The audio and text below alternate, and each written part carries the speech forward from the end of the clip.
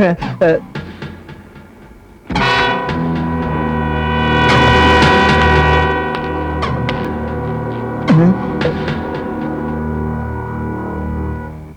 இது அநியாயமா இருக்குது? உங்களுக்கு முன்னாடி கொஞ்சம் கூட மரியாதை இல்லாம கால் மேல கால் போட்டு உட்கார்ந்திருக்கோம். ரொம்ப அநியாயமா இருக்குது. இது அநியாயம். போட்டுருக்கிறது வெள்ளைன்னு சொல்லி பண்றது மொல்ல மாதிரித்தானா? உங்களுக்கு நான் மரியாதை கொடுக்கணுமா? ஐயோ, வாயை வச்சுக்கிட்டு சும்மா இருங்க, அப்படியே ஏத்திடுவேன். அண்ணே சங்கிலி அண்ணே, இப்ப பஞ்சாயத்து எதுக்கு கூட்டி இருக்கு? கால் போறதா வேண்டாமான்னு கேக்குறதுக்கா? அது இல்ல தம்பி, இந்த கோயில் விஷயமா. பின்ன அவங்கள அதை பேச சொல்லுங்க. இந்த பாரு, ஊரை காப்பாத்துறதுக்காக ஆத்தா வாக்குப்படி 50 வருஷத்துக்கு முன்ன மாகாளி ஆத்தா எங்க இருந்ததோ அதே இடத்துல கோயில் கட்டுறதுக்கு நாங்களாம் தீர்மானிச்சிருக்கோம். நீங்களாம் அதுக்கு ஒத்துழைப்பு தரணும். ஓஹோ, அப்ப மதுரை வேற இடிச்சு வேற பக்கம் கோயில் கட்டிக்கங்க. இது நல்லா இல்ல. வேணா இப்படி செய்யலாம், மாகாளி ஆத்தால கொண்டாந்து எங்க கோயில்ல வச்சிருங்க, நாமெல்லாம் சேர்ந்து ஒன்னா சாமி கும்பிடலாம். உங்க சாதி என்ன, எங்க சாதி என்ன? இவன் எகத்தாலம் பேசுறாங்க. ஆத்தா கோவப்பட்டா நீங்க எல்லாம் தாங்க மாட்டீங்கடா. ஏயா பூசாரி, சக்கரை பொக்க திங்கிற உங்க சாமிக்கே இவ்வளவு கோவம் வந்தா சாராயம் குடிக்கிற எங்க சாமிக்கு எவ்வளவு கோவம் வரும்? நீ ஊருக்குள்ள குழப்பத்தை உண்டு பண்றதுக்குனே வந்திருக்க. யாருன்னா சாமி பேரை சொல்லி ஊருக்குள்ள குழப்பத்தை நீங்க தாயா உண்டு பண்றீங்க. இவனுங்கிட்ட என்னங்க பேச்சு? ஏதோ நியாயத்துக்கு பஞ்சாயத்து கூட்டினா லொல்லு பேசுறானுங்க. நான் பாட்டு ஒரு நாளால பார்த்து கோயில கட்ட ஆரம்பிச்சிருவாங்க. ஏய் சொல்லுங்க. அவன் எந்த கையை நீட்டி பேசுனா? சோத்தாங்க இதான். ஆஹா,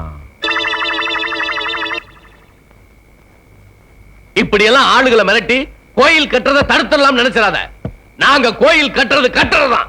ஏய், கோயில் இடத்த மாத்த நினைச்சீங்க, ஊர்ல ஒரு பயலுக்கு தலை இருக்காது. ஐயா, தலையில என்ன நல்லா இருக்காத. இந்த வர்றா ஆத்தா உன்னை சும்மா விட மாட்டா. ஆத்தா சும்மாதான் இருக்கா, நீங்க தான் சும்மா இருக்க மாட்டேங்கிறீங்க.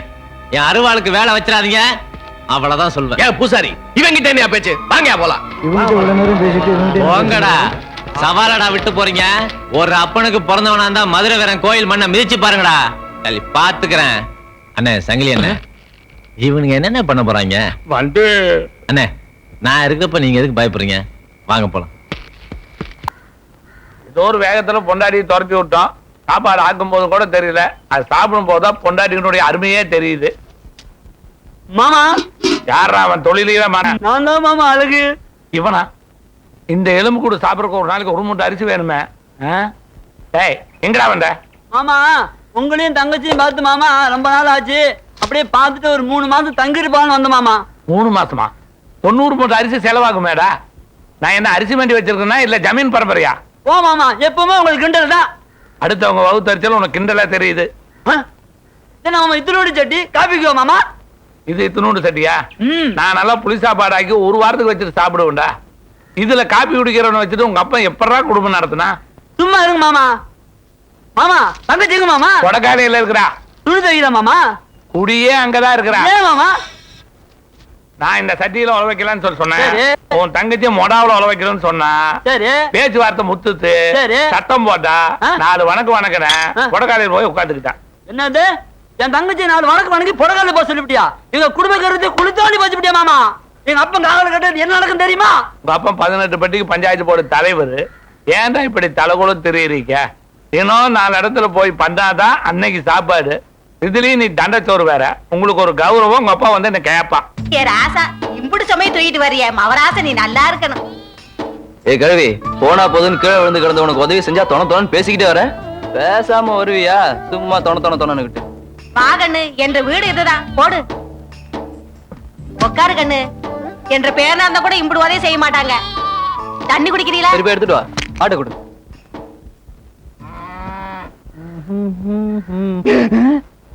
இந்த கண்ணு.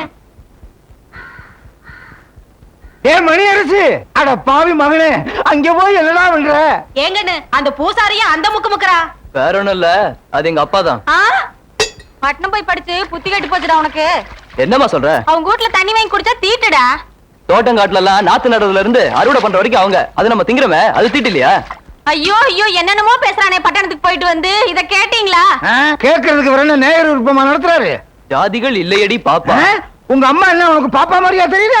அட சொல்றத கேளுப்பா.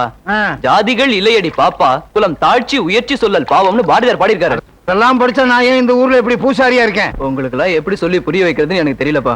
நாம தெருவுல வரப்போ துண்டை இடுப்புல கட்டிக்கிட்டு கையில செருப்ப தூக்குன பசங்க இன்னைக்கு வேற எதுக்கோ தூக்குறானு.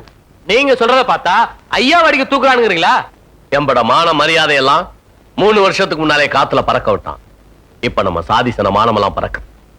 ஒண்ணு ஊருக்குள்ள அவன் இருக்கணும், இல்ல நான் இருக்கணும்.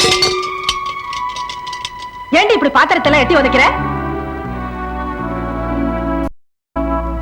ஓ மகளோட போக்கே சரியில்லை, அவளை ஒழுங்கா இருக்க சொல்லு. நான் ஒழுங்கா தான் இருக்கேன். முதல்ல உன் புருஷனை ஒழுங்கா இருக்க சொல்லு. உன்னோட ஒவ்வொரு வார்த்தையும் என் காதுல ஈயத்த காய்ச்சி ஊத்துற மாதிரி இருக்குமா? என்ன புரிஞ்சுக்கிற சக்தி உன் புருஷனுக்கு தான் இல்லைன்னு நினைச்சேன். இப்ப உனக்கும் இல்லைன்னு தெரிஞ்சுக்கிட்டேன்.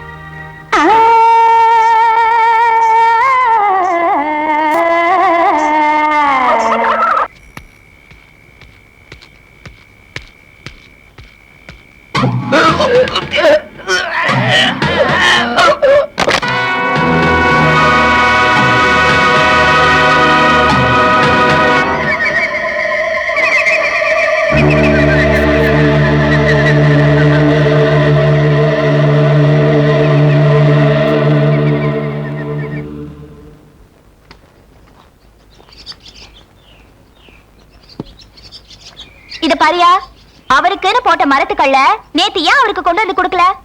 ஏய் போ, போடா, முறைக்காத போ. சரசு, இவன் போக்கு ஒண்ணும் சரியில்லையே. அருவாளுக்கு வேலை வச்சிருவான் போல இருக்கு.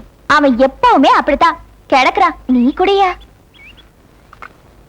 சரசு சரசு தாமரை, அந்த மணியக்காரர் கிணத்துல 2 பேரும் முதக்குறாங்க. ஐயோ, யாரு கொண்டாங்கன்னு தெரியல. மதுரை வேற கொண்டு இருப்பான்.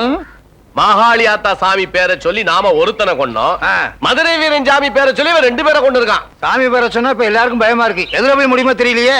அதனாலதான் சொல்றேன், போலீஸுக்கு போனா நாம மாட்டிக்குவோம். அப்படின்னா அவனை சும்மா விட்டுறதா? சும்மா விட்டா நம்ம கௌரவம் என்ன ஆகுறது? ஐயா சும்மா கூடாதயா? விட்டுறதா? அவனை எப்படி தீர்த்து கட்டுறதுன்னு யோசிச்சுக்கிட்டு இருக்கேன். பாத்தியா, யாரையாவது கொலை பண்ணணும்னா ஐயா கிட்ட தான் ஆலோசனை கேட்கணும். நீ கொடை பிடிக்கிறோம் நிறுத்திக்க. சும்மா குடஞ்சு கேள்வி கேட்காத, அப்படியே குத்திரும் குத்தி. ஐயா, நான் ஒரு யோசனை சொல்றேன், இப்போவாவது கேளுங்க. என்ன? இந்த நாய்களை எல்லாம் நம்பாதீங்க. ஏன்னா நாட்டுல நல்லவங்களே கிடையாது. மொழிகளை பாத்தீங்களா, திருட்டு மொழி. எப்பா அழகராசு, அங்க என்னப்பா பண்ற? மாமா இப்பெல்லாம் யோசனை பண்ற மாமா. அதுக்கு என்ன அண்டாக்குள்ள தலைவிட்டு யோசிக்கிற? அது என்னமா தெரியல மாமா, இதுக்குள்ள தலையை விட்டாதான் யோசனையே வருது மாமா. ஏண்டி, நம்ம ஊர் சினிமா கொட்டாயில எங்க வீட்டு பிள்ளை படம் போட்டிருக்கானுல்ல, உங்க அண்ணன் போய் பார்க்க சொல்லாமல்ல? போ மாமா, எனக்கு அந்த படம்லாம் பிடிக்காது மாமா.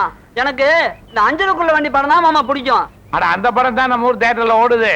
நீ போய் அஞ்சருக்குள்ள வண்டி படத்தை பாரு. அப்ப நீங்களும் வா மாமா. போ, நீ போய் அஞ்சருக்குள்ள வண்டி படத்தை பாடுறா, நான் இங்க எட்டக்குள்ள வண்டி படத்தை பாக்குறேன்.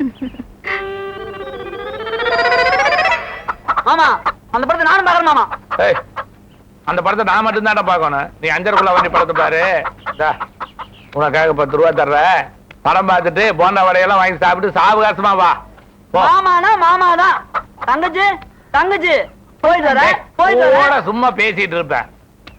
ஏய், துணியை துவைச்சது போகுது, ரெடியாவு. நான் போய் 10 பழம் மல்லிகைப்பூ வாங்கிட்டு வரேன். என்ன ரெடியாவு? என்னடா மாமா, எட்டுக்குள்ள வண்டி படம் ஆரம்பிச்சாங்க மாமா. இன்னும் ஆரம்பிக்கலடா. நீ போ, படம் போட்டுக்குவாங்க. நீ போய் பாரு, இங்க எல்லாம் படம் ஆரம்பிச்சுக்குவாங்க. சரி மாமா. கண்ணம்மா எந்திரி. கடைவீதிக்கு போய் அல்வாவும் பூவும் வாங்கிட்டு வந்து உன்னை அப்படியே அசத்த போறேன்.